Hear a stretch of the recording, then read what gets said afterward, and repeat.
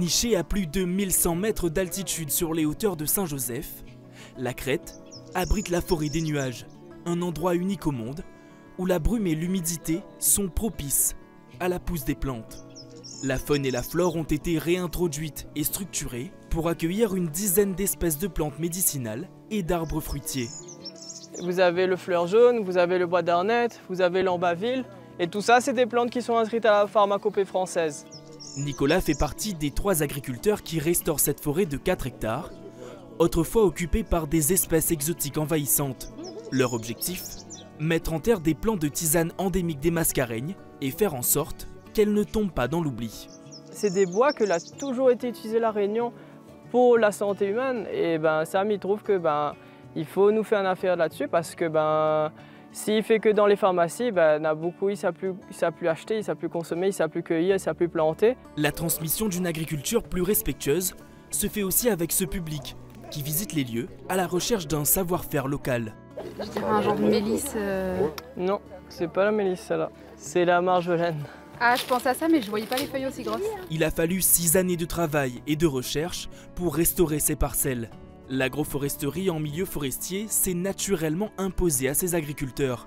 Une technique d'agronomie qui permet d'intégrer l'environnement de production à la forêt. Le futur, c'est positif et il y a encore beaucoup de choses à prouver, c'est-à-dire on peut faire des aliments variés, de qualité, de fruits et légumes, bruts ou transformés.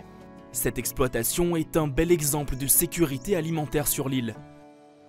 Tous les 2 ans, l'UROI, l'Université rurale de l'océan Indien, se réunit. L'objectif est de mettre en lien ce qui se fait de mieux dans chaque secteur d'activité, à Madagascar, à Maurice, aux Seychelles, à Mayotte, aux Comores et à La Réunion.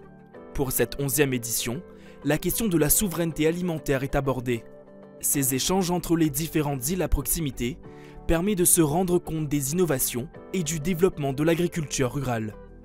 L'autosuffisance alimentaire, pour moi, est le terme le plus approprié, parce que ça nous donne une ambition, une trajectoire pour produire davantage sur notre territoire. Donc, mais on sait très bien, en dehors de quelques produits comme les œufs par exemple, on est quasiment à 100% de nos besoins en œufs, coquilles, frais, mais sur les viandes, etc., l'objectif n'est pas arrivé à l'autosuffisance. Le chemin est beaucoup trop long. Par contre, améliorer notre taux de couverture sur le marché local en frais, ça oui, on peut le faire, et on l'a prouvé ces dernières années avec nos interprofessions et avec nos filières organisées. La ville de Saint-Joseph, qui accueille cet échange, a obtenu le label du projet alimentaire de territoire l'année dernière. Elle s'inspire de la commune de Trois-Bassins, labellisée depuis 2021 avec la création d'une case rurale.